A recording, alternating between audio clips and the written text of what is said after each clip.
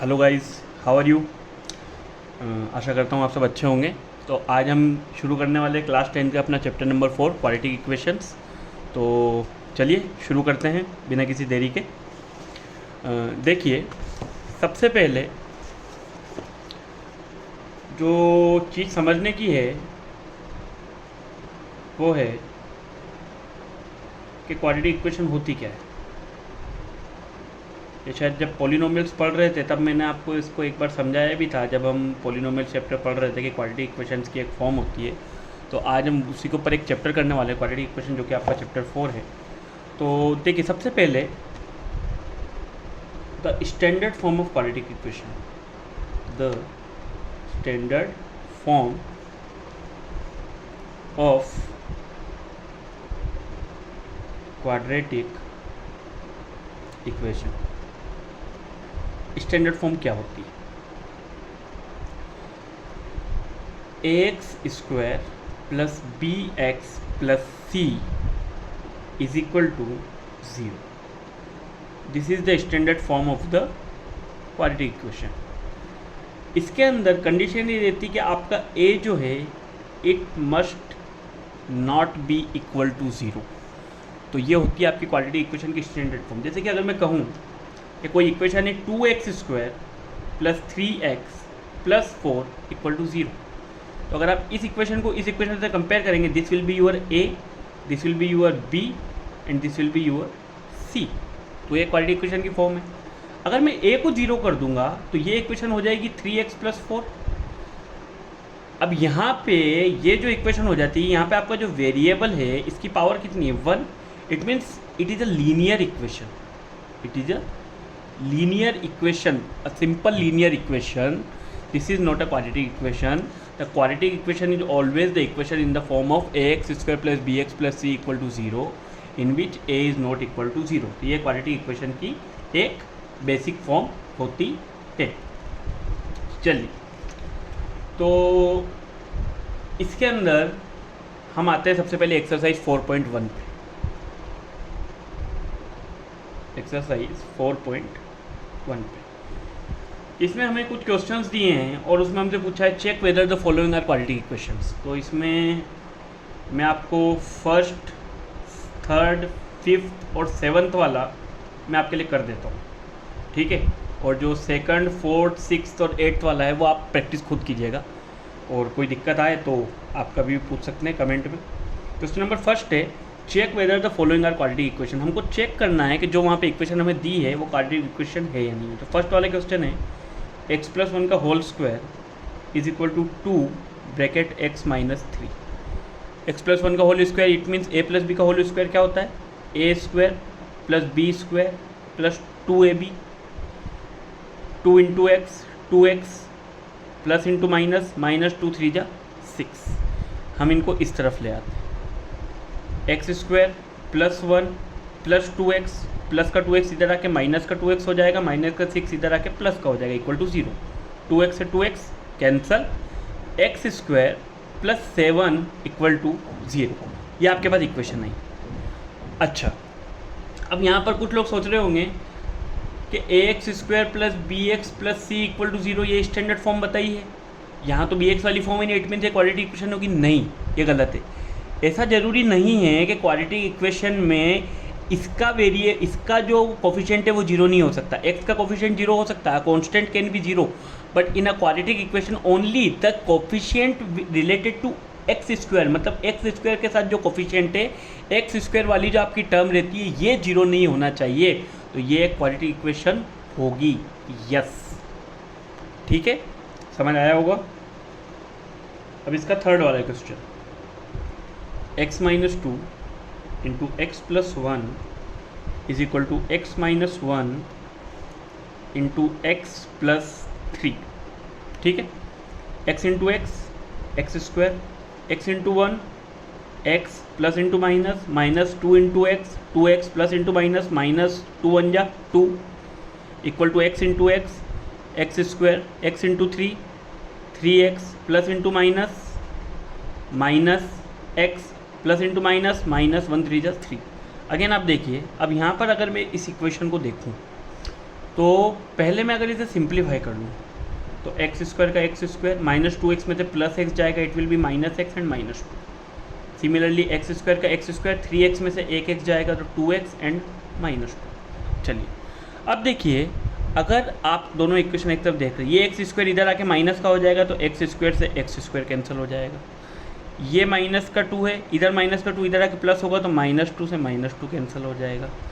Plus का 2x इधर आके माइनस होगा तो माइनस 3x इक्वल टू 0 हो जाएगा। अगर ये पूरी वैल्यू 0 के बराबर तो x इक्वल टू 0, तो this is not a quadratic equation. ये क्वाड्रेटिक इक्वेशन नहीं होगी, क्योंकि इसमें जो हमारी स्टैंडर्ड फॉर्म होती है x square plus B x plus C equal to 0, इसमें हमने पढ़ा था कि a is not equal to 0, वो यहाँ पे सेटिस्फाइड नहीं हो रही है।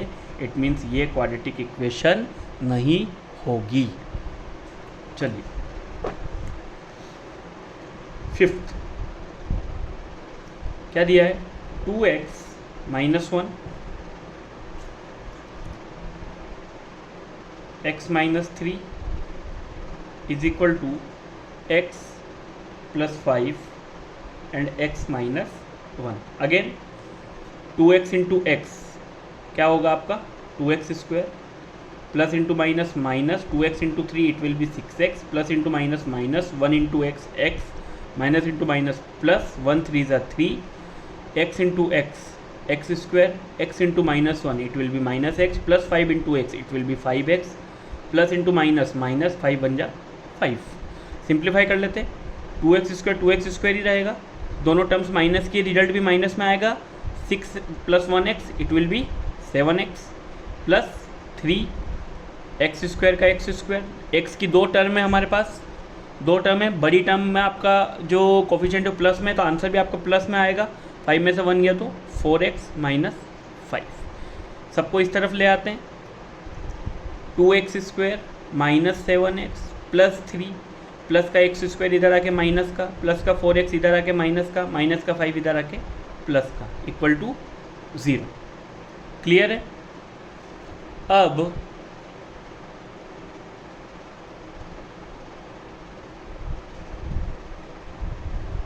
इसके अंदर क्या होगा,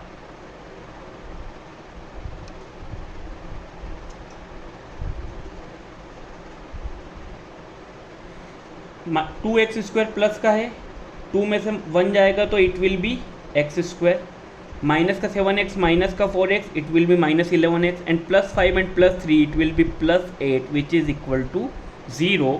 तो ये जो आपकी इक्वेशन आप देख रहे हैं तो ये आपको दिख रहा होगा कि X square plus B x plus C equal to 0 की फॉर्म में है, एंड यस ये एक क्वाड्रेटिक इक्वेशन होगी। क्लियर है। Now seventh one, x plus 2 का whole cube is equal to 2x into x square minus 1। A plus B का whole cube क्या फॉर्मूला था, A cube plus B cube plus 3a square B plus 3ab square, ये formula था। चलिए ए plus B का whole cube को हम क्या लिख सकते हैं, A cube plus B cube plus 3a square B, 3 इसका स्क्वायर होगा एक्स स्क्वायर एंड 3 2 जा 6, 3a square B plus 3ab square, 2 2 जा 4, 3 4 जा 12x which is equal to 2x into x square, it will be 2x cube and minus 2x into 1 minus का 2x। यहाँ पे आपको सीधे देख के पता चल जाएगा कि यहाँ पे आपके पास एक और टर्म रहेगी जो x क्यूब की भी टर्म रहेगी जब मैं इसको सिंप्लीफाई करूँगा। सो ये एक क्वाड्रेटिक इक्वेशन नहीं होगी। So this is about the first question. ये पहले क्वेश्चन में हमको यही था कि हमें सिर्फ चेक करना था कि क्वाड्रेटिक इक्वेशन है या नहीं। चलिए क्वेश्चन नंबर 2 पे आते हैं जो हमारी वर्ड प्रॉब्लम्स है। तो यहाँ पे उन्होंने यही कहा है कि represent the following equations in the form of quadratic equation. तो हम रिप्रेजेंट करेंगे उनको क्वाड्रेटिक इक्वेशन की फॉर्म में। सॉल्व करना मैं आपको अगली एक्सरसाइज जो रहेगी उसमें फैक्टराइजेशन सिखाऊंगा, तभी चाहे तो आप बाद में इसे सॉल्व कर सकते हैं।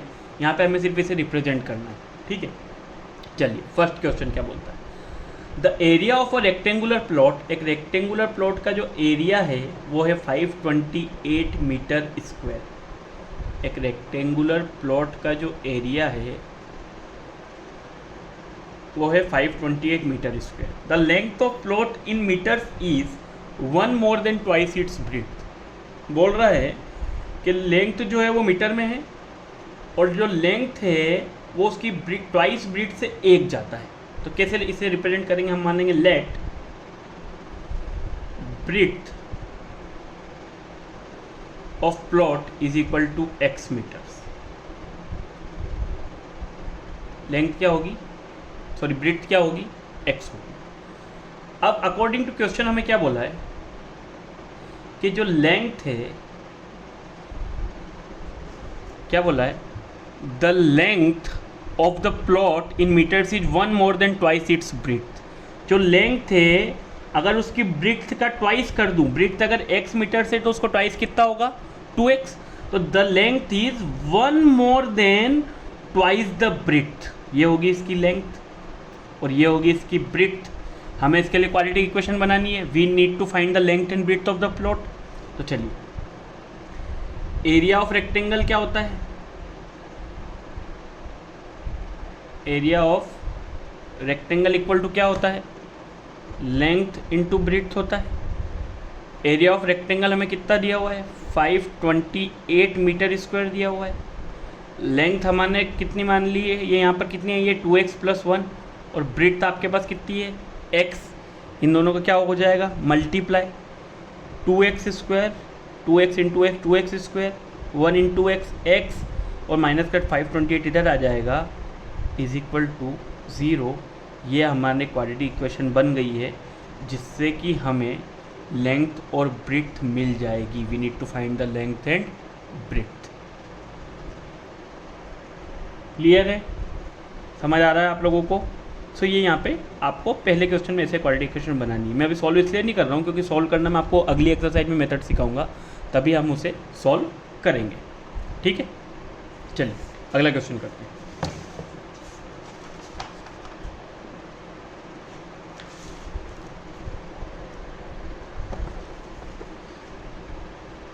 The product of two consecutive positive integers is 306. We need to find the integers. Second, consecutive। देखिए, जब मैथ्स के हम प्रॉब्लम सॉल्व करेंगे तो ये वर्ड्स भी, consecutive मतलब होता है लगातार, और इंटीजर्स दो टाइप के होते हैं, आपको पता है, पॉजिटिव एंड नेगेटिव। तो बोला है the product of two consecutive positive integers is 306। We need to find the integers. तो अगर एक इंटीजर x है तो कंसेक्यूटिव मतलब लगातार अगला वाला, the next will be x + 1। यही कहने का मतलब होगा भैया टू कंसेक्यूटिव पॉजिटिव इंटीजर्स है, अगर किसी एक को मैं x मान लूँ तो अगला वाला x + 1 होगा। और अकॉर्डिंग टू क्वेश्चन वो हमें क्या बोल रहा है कि the product of two consecutive positive integers is 306। x into x, x square, x into 1 x और प्लस का 300x इधर आके माइनस का हो जाएगा, this will be equal to 0। So ये आपकी सेकंड क्वेश्चन की क्या बन जाएगी, क्वाड्रेटिक इक्वेशन। ठीक है, समझ आ रहा है। चलिए थर्ड वाले question. Rohan's mother is 26 years older than him. Question में देखो दो लोग हैं यहाँ पे, हमें क्या है, रोहन और उसकी मदर। तो Rohan's mother is 26 years older than him. तो अगर रोहन की एज को मैं मान लूँ कि रोहन की एज जो है वो x ईयर्स है, तो जो मदर है वो 26 ईयर्स ओल्डर है, तो उनसे ज़्यादा बड़ी होगी 26 ईयर्स ओल्डर। इट मीन्स उनकी एज कितनी होगी, x + 26 years, 26 years older than him. The product of their edges 3 years from now. क्या बोला है, product of their edges 3 years from now, मतलब अभी से 3 साल बाद, 3 ईयर्स फ्रॉम नाउ। तो अभी अगर रोहन की एज x है तो उसकी मदर की एज हो जाएगी x + 3, सॉरी रोहन की एज हो जाएगी 3 साल बाद x + 3, और मदर की एज अगर x + 26 है तो 3 साल बाद उसकी मदर की एज हो जाएगी x + 29, दोनों में 3-3 साल बढ़ जाएंगे। तो the product of their ages in years after 3 years from now will be equal to 360। Solve कर लीजिए, x into x, x square, 29 into x, 29x, 3 into x, 3x, 29 into 3, 87 which is equal to 360, x square plus 32x plus का 360 इधर आके minus का हो जाएगा। 360 में से हम 87 को क्या कर लेंगे, माइनस कर लेंगे। तो कितना आ जाएगा आपके पास, आपके पास आ जाएगा माइनस का 273 विच इज इक्वल टू 0। तो इस क्वेश्चन में ये हमारी रिक्वायर्ड क्वाड्रेटिक इक्वेशन बन जाएगी। गॉट इट, समझ आया। चलिए फोर्थ क्वेश्चन बोल रहा है अ train travels a distance of 480 kilometre at a uniform speed. ठीक है, यूनिफॉर्म स्पीड, तो let the speed of train को हम मान लेते हैं x। स्पीड ऑफ ट्रेन को हम क्या मान लेते हैं, x मान लेते हैं, x किलोमीटर पर आवर, ये स्पीड है। A man travels a distance of 480 kilometre at a uniform speed. Speed equal to क्या होता है, डिस्टेंस अपॉन टाइम। ठीक है, चलिए तो पहले क्वेश्चन के हिसाब से अगर मैं एक इक्वेशन बनाऊं तो कितने किलोमीटर ट्रेवल किया उसने, 480 किलोमीटर। तो speed equal to 480, distance equal to कितना हो जाएगा x, और यहाँ पे आ जाएगा टाइम जो कि हम मान लेते हैं t रहेगा। ठीक है, चलिए सेकंड क्वेश्चन क्या बोलता है, if the speed had been 8 kilometre per hour less. अगर स्पीड क्या हो जाएगी, if speed is 8 kilometre per hour less. अभी जो आपकी स्पीड कितनी थी, मान लीजिए डिस्टेंस तो सेम है 480, अभी आपकी स्पीड अगर x थी तो यहाँ पे आपकी स्पीड कितनी हो जाएगी, x माइनस 8, क्योंकि क्वेश्चन में क्या बोला है कि if the speed had been 8 kilometre per hour less then it would have taken 3 hours more to cover the same distance. तो इसको जो टाइम लगा होगा वो t+3 लगा होगा। ठीक है, अब आपको लग रहा होगा कि यहाँ पे तो दो वेरिएबल हो गए, है ना, तो इनको सॉल्व करना आपको लग रहा होगा कि टफ हो जाएगा। ठीक है, कुछ टफ नहीं होता है, दो इक्वेशन है हमारे पास, हम कहीं से भी इसको सिर्फ x की फॉर्म में ला सकते हैं। तो यहाँ से अगर मैं देखूँ, यहाँ पे आप देखिए, यहाँ पे आप चाहे तो आपको स्पीड निकालिए, it means you have to find the x। It means t की जो वैल्यू है, t की वैल्यू, t का अगर मैं क्रॉस मल्टीप्लिकेशन कर दूँ तो t+3 into 480 is equal to x minus 8 हो जाएगा, हो जाएगी एक क्वेश्चन। अच्छा, यहाँ से t की वैल्यू कितनी आ जाएगी, x/480 आ जाएगी x/480। तो अगर मैं इस इक्वेशन में पुट करूँ t की जगह x/480 plus 3 into 480 is equal to x minus 8, x minus 8। अब यहाँ से ऊपर की तरफ सॉल्व कर रहा हूँ। ठीक है, अब देखिए अगर मैं इसका क्रॉस मल्टीप्लिकेशन कर दूँ तो x प्लस 3 इंटू 480 कितना होगा, 300, 3 8 जा 24, 3 2 4 जा 12 इंटू 14। तो 480 से 480 फिर कैंसिल हो जाएगा, which is equal to what, क्या आ जाएगा, x माइनस 8 आ जाएगा।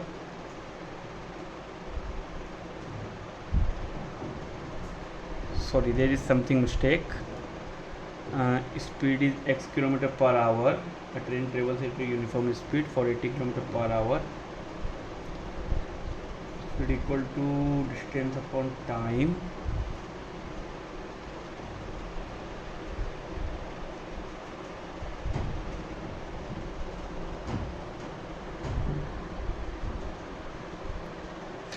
Oh, sorry. यहाँ देखिए मैंने जो वेरी सॉरी, मैंने डिस्टेंस की जो वैल्यू थी वो स्पीड की जगह लिख के उसे सॉल्व कर दिया है। So really sorry, my fault. A train travels at a distance of 480 kilometre at a uniform speed. Distance जो है वो है 480 किलोमीटर और स्पीड जो है वो हमें फाइंड आउट करना है, तो हम उसे मान लेंगे x किलोमीटर पर आवर।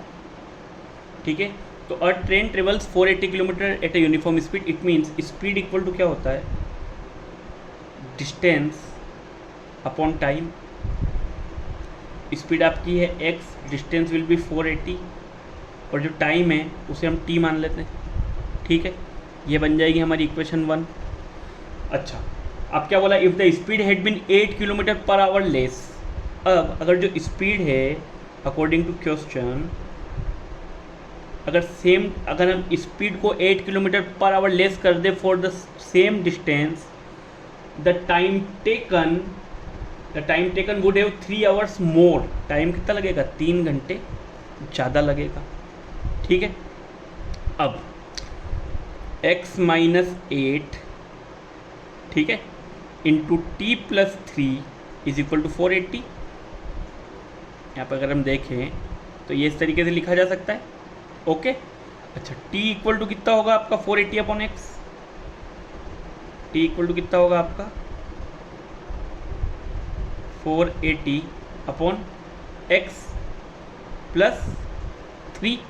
यहाँ से जो मैं t की वैल्यू है इस वाली जगह से वो कितनी आ जाएगी? 480 बाई एक्स, जो मैं यहाँ पे पुट कर रहा हूँ क्योंकि मुझे x फाइंड आउट करना है। तो t की वैल्यू मैंने पुट कर दी 480 by x which is equal to 480।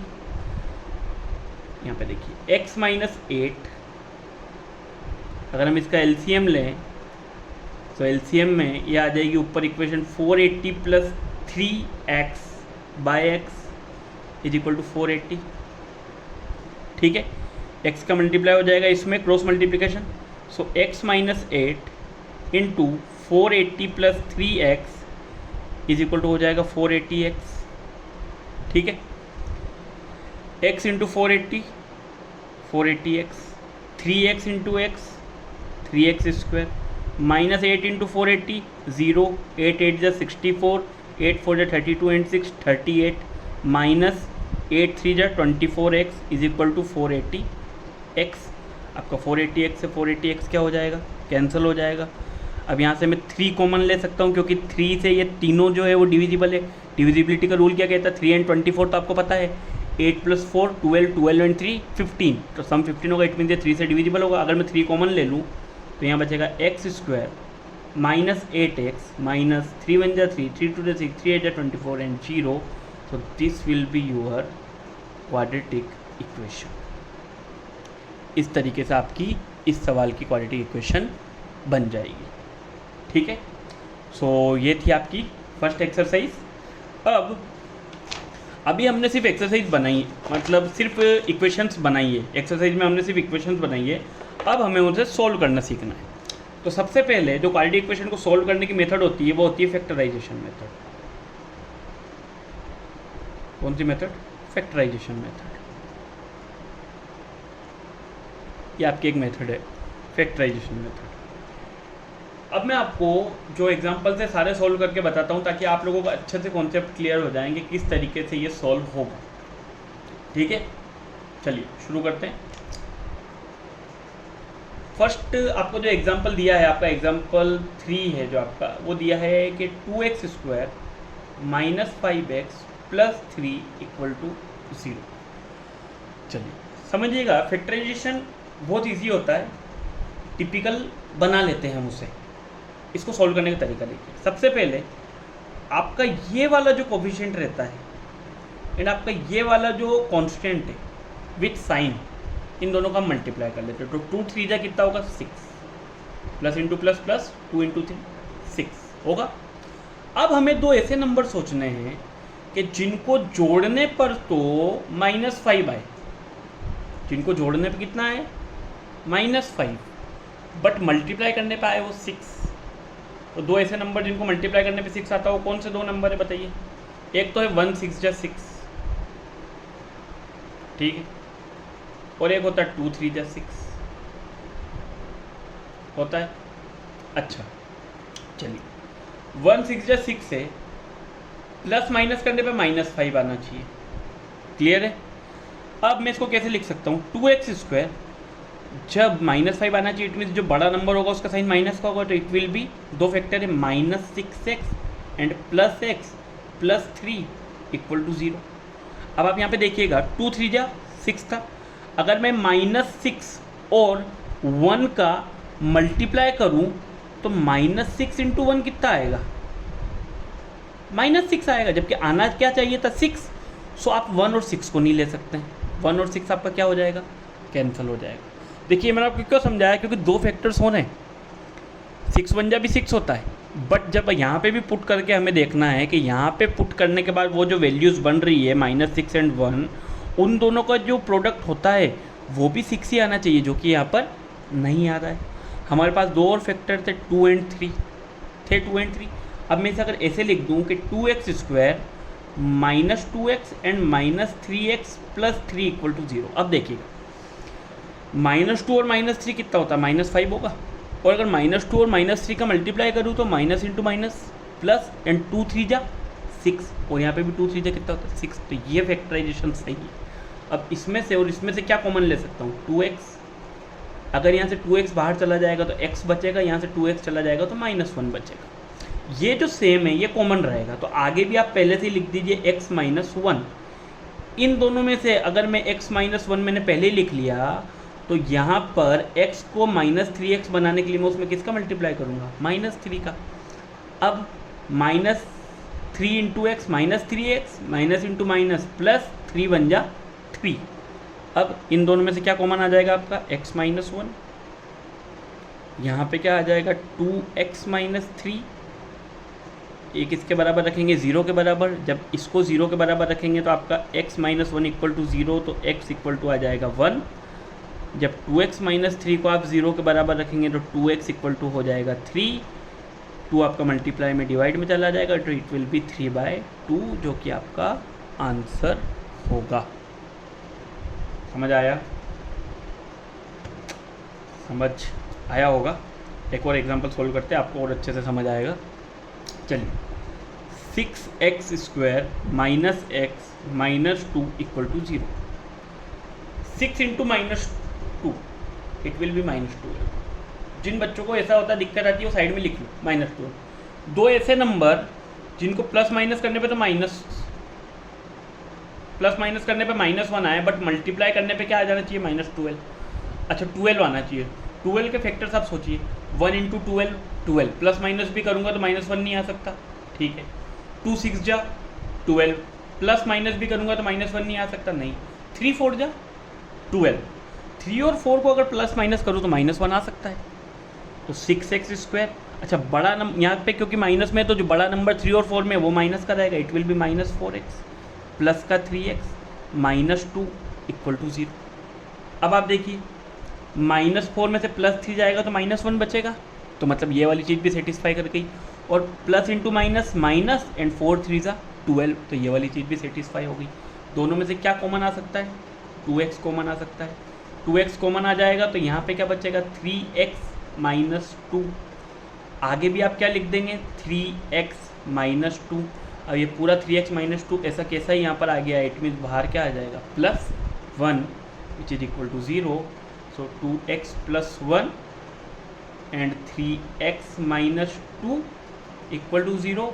इन दोनों को अलग अलग 0 के बराबर जब रखेंगे तो x की वैल्यू आ जाएगी -1/2, प्लस का 1 इधर जाके माइनस का हो जाएगा, 2 डिवाइड में चला जाएगा, और एक वैल्यू आ जाएगी -2 इधर जाके प्लस में हो जाएगा, और 3 डिवाइड में चला जाएगा, which is your answer 2/3 and -1/2। Got it. चलिए next question, 3x² -2√6x + 2 equal to 0। जहाँ रूट आ गया फिर डर लगने लगता है। अपना बेसिक कॉन्सेप्ट आप बना के रखिए। क्या बेसिक कॉन्सेप्ट था आपका, 3 2 जा 6। अब यहाँ पे दिक्कत क्या आती है, देखिए रूट वाले जो नंबर होते हैं उसमें मैं आपको बता दूं कि जब रूट वाला ऐसा कोई नंबर आता है तो हमेशा रूट का नंबर रूट से मल्टीप्लाई होगा, और जो उसके साथ इंटीजर लिखा रहता है वो इंटीजर से मल्टीप्लाई होगा। इट मीन्स अगर मैं यहाँ पे एक सोचूं नंबर कि जिसको मुझे मल्टीप्लाई करने को 6 लाना हो, तो √x इंटू √x, ये तो 6 हो ही जाएंगे। तो अगर मेरे को यहाँ पे क्या चाहिए, मुझे चाहिए कि मल्टीप्लाई करने पर तो √6 आए, मतलब ये तो हो गया। अब ये दोनों सोचिए, जोड़ने पे -2 आना चाहिए, तो इसको मैं कैसे लिख सकता हूँ, 3x² माइनस का √6x एंड माइनस का √6x प्लस 2 इक्वल टू 0। अच्छा माइनस और माइनस के यहाँ पे अगर मैं जोड़ूँ तो -2√6x हो जाएगा, 2 √6x यहाँ पर हो जाएंगे, और अगर इन दोनों को मल्टीप्लाई करूँ तो minus into minus plus √6 into √6, तो हमारी इक्वेशन हो गई सेटिस्फाई। अब इनमें से मैं क्या कॉमन ले सकता हूँ, देखिए 3 जो है उसको हम ऐसे भी लिख सकते हैं, √3 इंटू √3 लिख सकते हैं या नहीं, बिल्कुल लिख सकते हैं। कैसे, देखिए अगर मैं इनमें से √3x कॉमन ले लो। क्या कॉमन ले लिया? √3x। तो यहाँ पे भी क्या बचेगा? √3x। √3 इंटू √3 3 होता है, x into x x square होगा, माइनस x तो है ही है, √3 बाहर चला गया तो यहाँ अंडर रूट में क्या बचेगा? √2। तो ये हो जाएगा आपका। ठीक है, यहाँ आगे देखिए सेम वैल्यू हम आगे लिख देते हैं, √3x माइनस का √2।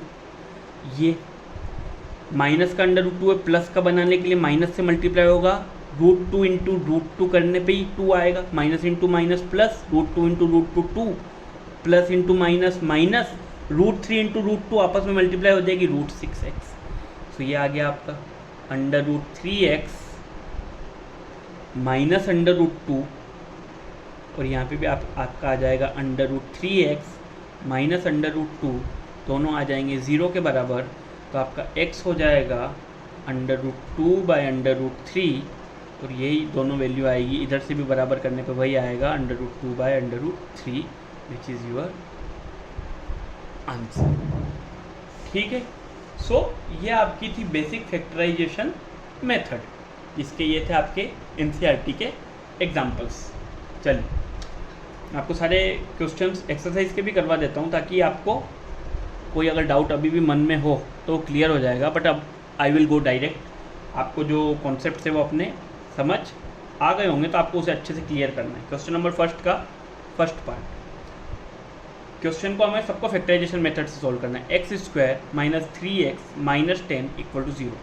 1 इंटू -10 -10, दो ऐसे नंबर्स होते हैं जिनका मल्टीप्लाई करने पे 10 आता हो, तो वो 1 इंटू 10 एंड 2 इंटू 5। तो 1 इंटू 10 को तो प्लस माइनस करके 3 आ नहीं सकता, बट 2 5 से 10, 2 और 5 को प्लस माइनस करके 3 आ सकता है। मैं लिखूंगा x² 2 इंटू 5, यहाँ पे देखिए माइनस का 3x है, तो मैं लिखूंगा माइनस का 5x प्लस का 2x माइनस 10 इक्वल टू 0। दोनों को अगर माइनस करूँ तो -5 में से +2 जाएगा तो -3 आएगा, और मल्टीप्लाई करने पे माइनस इंटू प्लस माइनस -10 आएगा। इट मीन्स हम सही कर रहे हैं। दोनों में से x कॉमन ले लेंगे तो बचेगा x माइनस 5। आगे भी आप लिख दीजिए x माइनस 5। अब इस x को 2x बनाने के लिए इसमें 2 का मल्टीप्लाई कर देंगे, अगला वाला अपने आप आ जाएगा, प्लस इंटू माइनस माइनस, 2 5 से 10, दोनों इक्वल टू 0 के बराबर हैं। एक आ जाएगा x प्लस 2, एक आ जाएगा x minus 5, both are equal to 0। x की एक वैल्यू आ जाएगी -2 और x की एक वैल्यू आ जाएगी 5, विच इज़ योर आंसर। दोनों को 0 के बराबर रखेंगे, प्लस का 2 इधर जाके माइनस का हो जाएगा और माइनस का 5 इधर जाके प्लस का हो जाएगा। Got it? क्लियर है? चलिए नेक्स्ट क्वेश्चन शुरू करते हैं। क्वेश्चन नंबर फर्स्ट का ही सेकंड पार्ट, क्या लिखा है?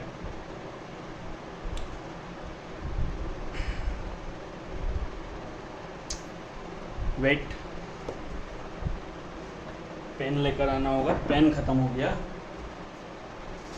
पढ़ाते पढ़ाते।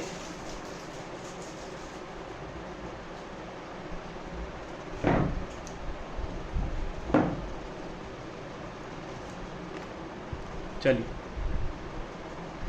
सेकंड वन, क्या है सेकंड वाला आपका? 2x² plus x minus 6 equal to 0। Again +2 into -6 -12 होता है, दिमाग में ही करना है। दो ऐसे नंबर्स होते हैं जिनको मल्टीप्लाई करने पे 12 आता हो, पर प्लस माइनस करने पे कितना आएगा? 1 4 3 जा 12।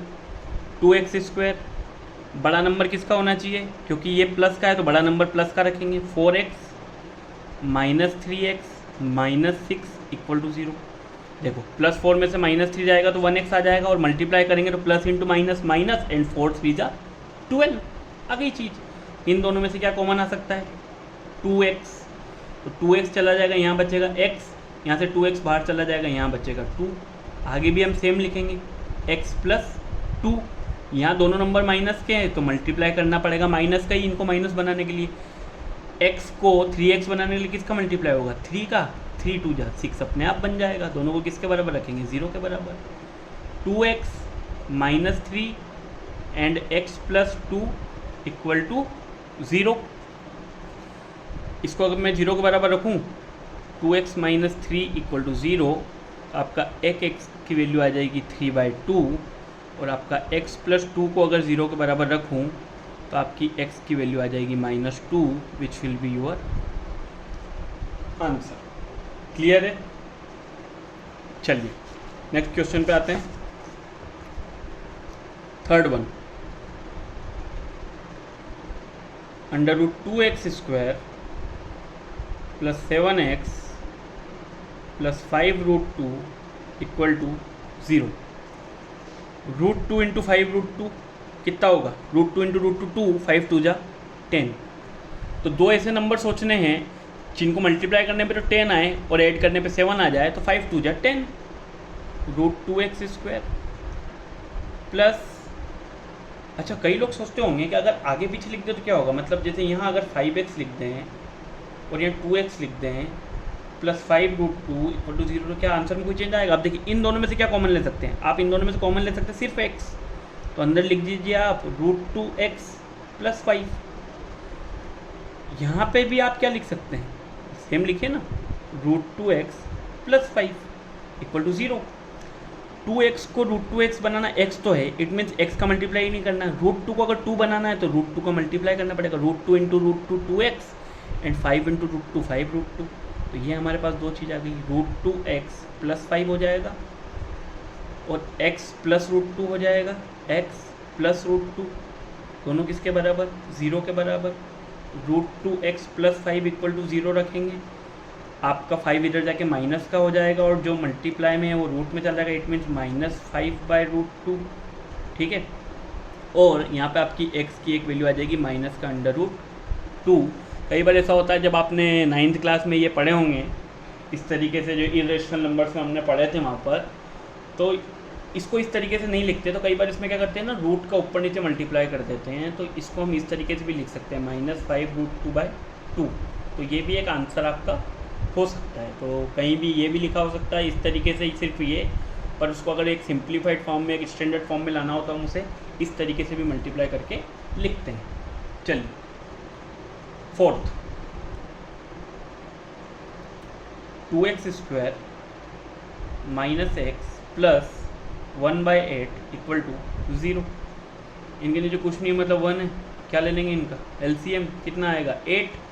1 8 जा 8, 8 2 जा 16x², 1 8 जा 8 माइनस का 8x, 8 1 जा 8 प्लस का 1 = 0। 8 का मल्टीप्लाई 0 में होगा, 0 हो जाएगा। इक्वेशन बन गई 16x² - 8x + 1 = 0। दो ऐसे नंबर जिनका मल्टीप्लाई करने पे कितना आता हो? 16, और जोड़ने पे -8 आता हो, तो 4 4 जा 16, 16x² - 4x -4x + 1 = 0। -4x जोड़ने पे तो -8 आएगा और मल्टीप्लाई करने पे माइनस इंटू माइनस प्लस, 4 4 जा 16। दोनों में से कॉमन क्या ले सकते हैं? इन दोनों में से 4x, तो ब्रैकेट में कितना बचेगा? 4x - 1। आगे भी कितना लिखेंगे? 4x - 1। अब ये पूरा प्लस का 4x माइनस का बनाना है तो माइनस से मल्टीप्लाई करना पड़ेगा और माइनस इंटू माइनस +1 हो जाएगा = 0। तो आपका एक आ जाएगा 4x - 1, इधर भी आ जाएगा आपका 4x - 1। दोनों को 0 के बराबर रख दीजिए, तो दोनों तरफ आपकी x की वैल्यू आ जाएगी 1/4 एंड 1/4। ये आपका हो जाएगा आंसर। ठीक है, चलिए फिफ्थ, 100x² - 20x + 1 = 0। 100 × 1 100, दो ऐसे नंबर सोचिए जिनको मल्टीप्लाई करने पर 100 आता हो और प्लस जोड़ने या माइनस करने पर 20 आता हो। 10 10 जा 100, कैसे लिखेंगे? 100x² - 10x - 10x + 1 = 0। -10x और -10x को ऐड करूँ तो -20 आ जाएगा, मल्टीप्लाई करूँ तो माइनस इंटू माइनस प्लस होगा, 10 10 जा 100 हो जाएगा। दोनों में से क्या कॉमन आ सकता है? 10x। इन दोनों में से 10x, तो अंदर कितना बचेगा? 10x - 1। आगे भी क्या लिख देंगे? 10x - 1। माइनस का 10x बनाना है प्लस के 10x को, तो -1 का मल्टीप्लाई करना पड़ेगा, माइनस इंटू माइनस प्लस का 1 हो जाएगा। क्या आ जाएगा? 10x - 1 = 0। और दोनों तरफ x की वैल्यू कितनी आ जाएगी 1/10 और यहाँ पे भी x की वैल्यू कितनी आ जाएगी 1/10। ये आपका क्या हो जाएगा आंसर हो जाएगा। ठीक है, सो ये हमारा 4.2 का क्वेश्चन नंबर 1 सॉल्व हो गया। चलिए अब वर्ड प्रॉब्लम्स पे आते हैं। क्वेश्चन नंबर 3 पे find two numbers whose sum is 27 and product is 182। दो नंबर्स फाइंड कीजिए जिनका जो सम है वो 27 होगा और जो प्रोडक्ट होगा वो 182 होगा। Got it clear? चलिए अच्छा, let number be x and y. जो दो नंबर है उनको हम एक्स एंड वाई मान लेते हैं। क्वेश्चन में क्या बोला कि दोनों का जो सम है वो 27 के बराबर है, x plus y is equal to 27। और दोनों का जो प्रोडक्ट है it means x into y वो बराबर है 182 के। ठीक, यहाँ से अगर मैं y की कोई वैल्यू निकालूँ तो y को मैं क्या लिख सकता हूँ, यहाँ से x इधर जाके माइनस हो जाएगा, it will B 27 minus x. यहाँ से जो y की वैल्यू आ जाएगी वो क्या आ जाएगी 27 माइनस एक्स।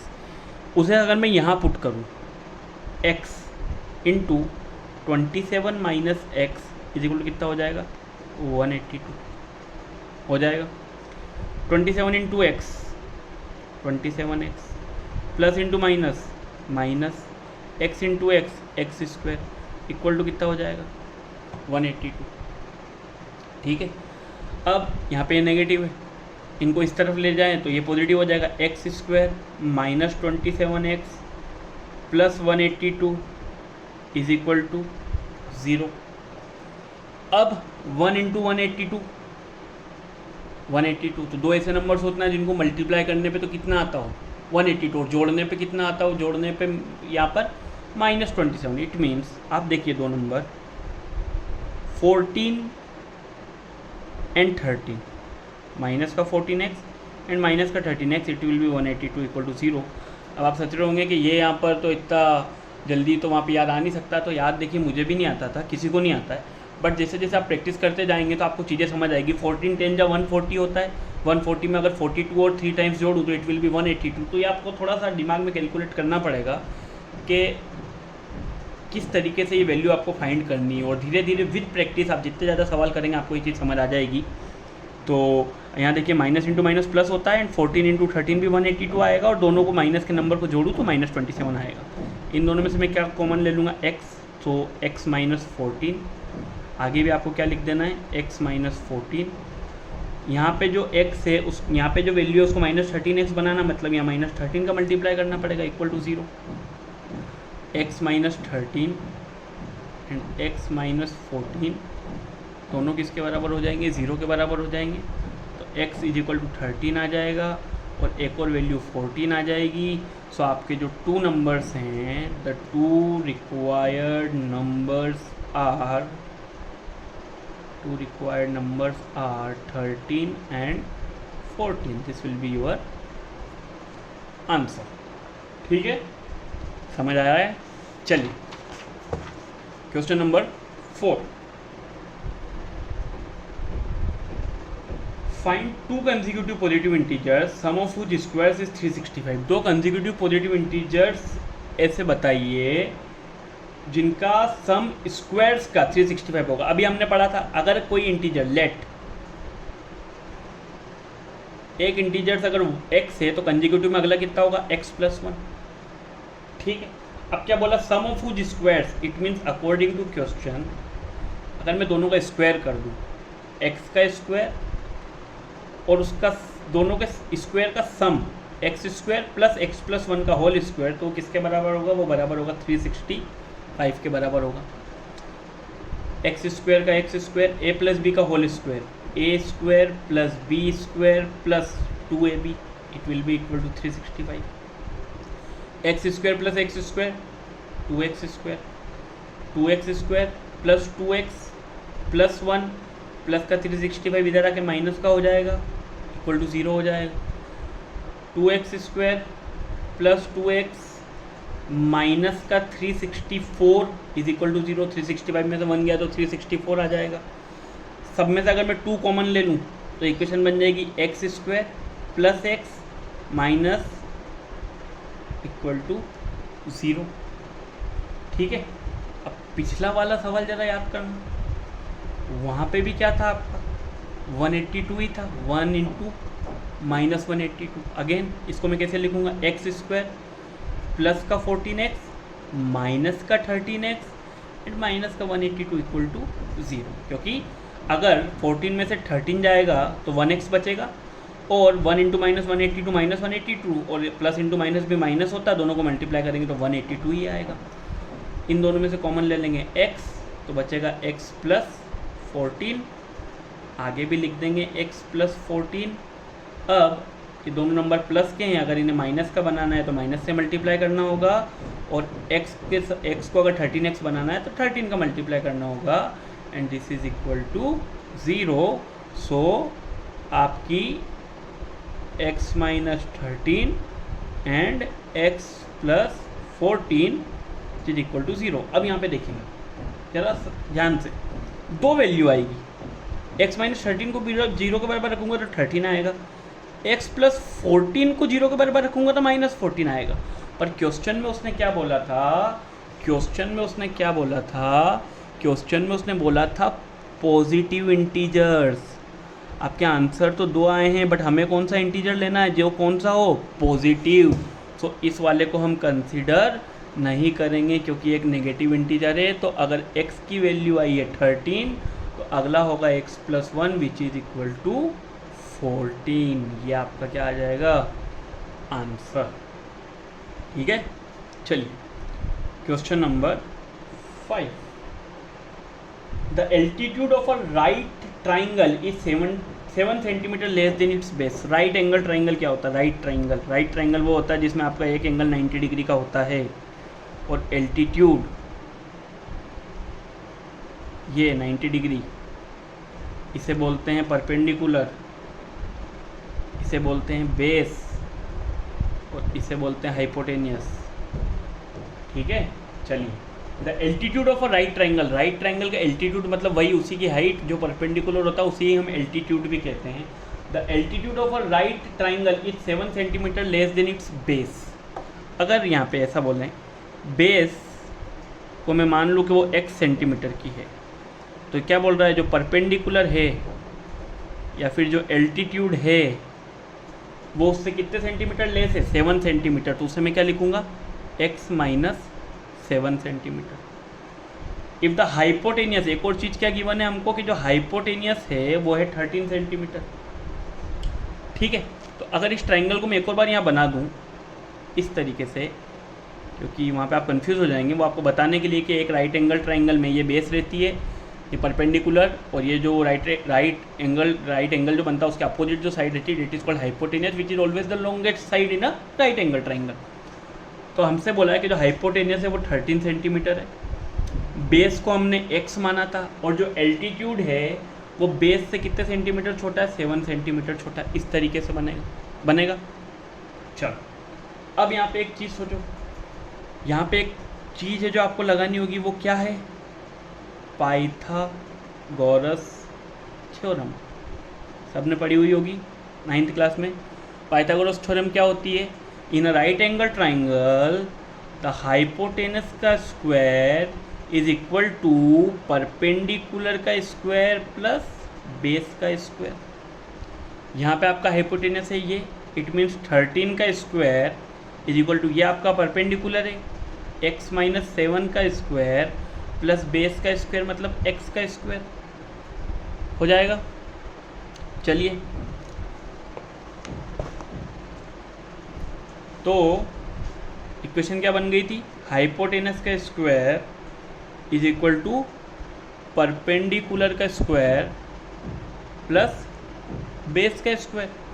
13 का स्क्वायर कितना होता है, 169, a माइनस बी का whole square, a square plus b square minus 2ab plus x square, plus का 169 इधर जाके का हो जाएगा, माइनस का यहाँ 0 आ जाएगा, एक्स स्क्वायर तो x square, sorry x square plus x square, it will be 2x square minus 14x, 169 इधर जाके माइनस का हो जाएगा तो plus 49 minus 169। 2x² minus 14x,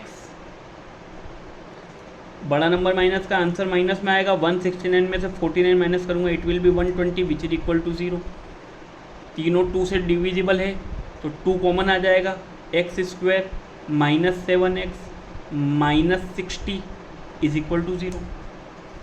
अब दो ऐसे नंबर सोचने जिनका मल्टीप्लाई करने पे तो 60 आए और प्लस माइनस करने पे 7 आए, 12 5 जा 60, x² बड़ा नंबर, क्योंकि यहाँ आंसर माइनस में है तो हमेशा बड़ा नंबर माइनस में होगा, minus 12x plus 5x minus 60 equal to 0। इन दोनों में से क्या कॉमन आ जाएगा, x, तो आपका ब्रैकेट में क्या बचेगा, x माइनस 12, आगे भी हम क्या लिख देंगे, x माइनस 12। अब इस x को 5x बनाने के लिए इसमें किसका मल्टीप्लाई हो जाएगा, 5 का, which is equal to 0। So x plus 5 bracket x minus 12 is equal to 0। So आपकी x की एक वैल्यू आएगी -5 और आपकी x की एक वैल्यू आएगी 12। So the length of a side can never be negative, तो इसको मैं कंसिडर नहीं करूँगा। तो मेरा जो बेस होगा जो कि x के बराबर था वो हो जाएगा 12 सेंटीमीटर और मेरा जो एल्टीट्यूड था वो था x माइनस 7, तो 12 माइनस 7 वो हो जाएगा 5 सेंटीमीटर। क्लियर है, समझ आया? चलिए लास्ट क्वेश्चन हमारी एक्सरसाइज 4.2 का। A cottage industry produces a certain number of pottery articles in a day. तो number of articles produced in a day हम x बोल देते हैं। Number of articles produced in a day, कितने articles produce कर रही थी कोई भी फैक्ट्री थी, वो x आर्टिकल्स प्रोड्यूस कर रही थी, ठीक है। It was observed on a particular day, एक पर्टिकुलर डे पे क्या ऑब्जर्व किया कि जो कॉस्ट ऑफ प्रोडक्शन है each article, cost of production of each article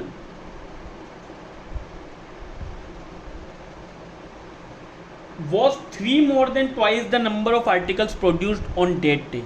कि जो कॉस्ट ऑफ आर्टिकल्स था वो 3 मोर देन था twice the number of articles. तो नंबर ऑफ आर्टिकल्स प्रोड्यूस था x, तो twice the number of articles होगा ये 2x और उससे भी कितना ज़्यादा 3। ये कॉस्ट था इन रुपीज़। फिर से एक बार समझा देते हैं। A cottage industry produce a certain number of articles in a day, तो हमने माना कि number of articles produced in a day x होगा। अब वो बोलता है कि the cost of production of each article on a particular day was 3 more than twice the number of articles produced on that day. के उस दिन पे जो आर्टिकल्स प्रोड्यूस हुए हैं उसका ट्वाइस करने के बाद अगर उसमें 3 ऐड कर दूं तो this will be the cost of a particular article, each article produced on that day. और उसके बाद बोला if the total cost of production, if the total cost of production on that day was ₹90, कि उस दिन पे जो total cost of production हुआ वो 90 हुआ।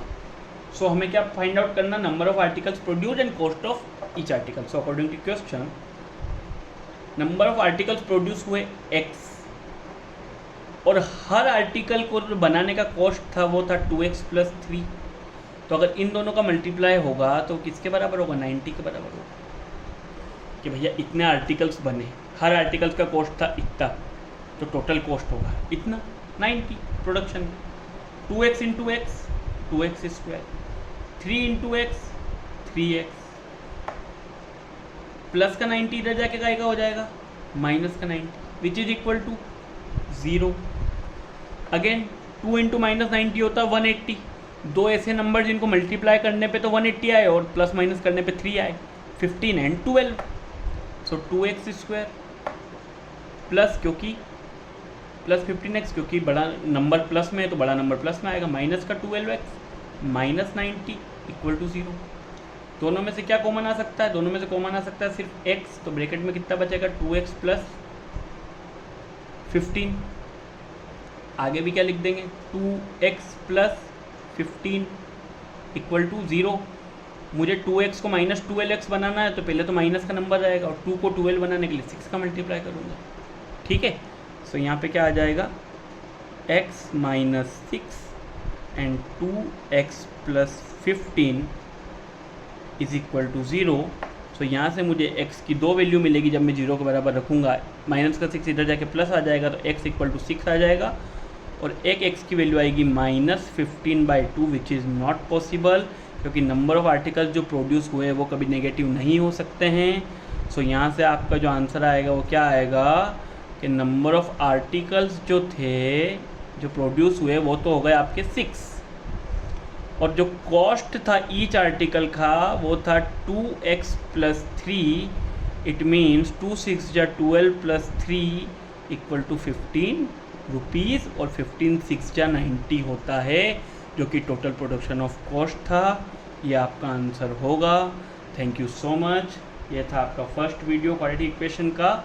नेक्स्ट वीडियो में हम इस चैप्टर को कंप्लीट कर देंगे। Thank you so much. Channel को लाइक कीजिए, सब्सक्राइब कीजिए, शेयर कीजिए।